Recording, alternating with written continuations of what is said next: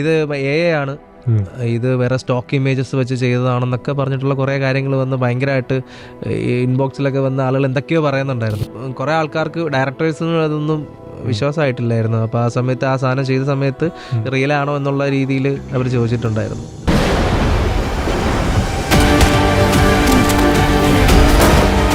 എമ്പുരാന്റെ ആ പോസ്റ്റർ ഉണ്ടായ കഥ പറയാം. അതിനകത്ത് ഹെലികോപ്റ്ററും ഹോളിവുഡ് പടത്തിൽ കാണുന്ന ഹെലികോപ്റ്ററൊക്കെ ആയിട്ടാണ് എനിക്ക് തോന്നിയത്. അപ്പോൾ ആ പോസ്റ്റർ ഉണ്ടായ കഥ പറയും.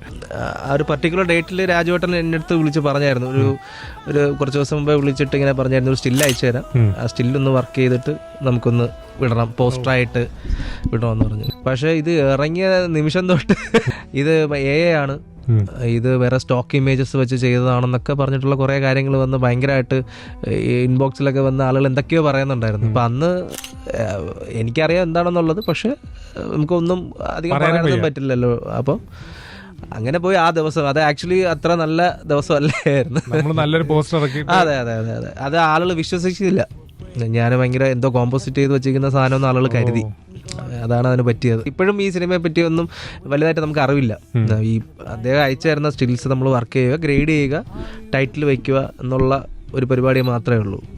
അത് ഇങ്ങനെ നടന്നുകൊണ്ടേയിരിക്കുന്നു. സിനിമ തുടങ്ങുന്നതിന് മുമ്പ് ഈ കഥയുടെ ഒരു ഡിസ്കഷൻ ഉണ്ടായിരുന്നു. ടീം അംഗങ്ങൾക്ക് എല്ലാവരും കൂടെ ചേർന്ന് ഈ കഥയൊക്കെ ഡിസ്കസ് ചെയ്ത്, അതെ, ലൈക്ക് മൊത്തമല്ല, നമുക്കൊരു പോസ്റ്റർ ചെയ്യുന്നതിനെ പറ്റിയുള്ള ഒരു ഔട്ട്ലൈൻ കഥകളൊക്കെ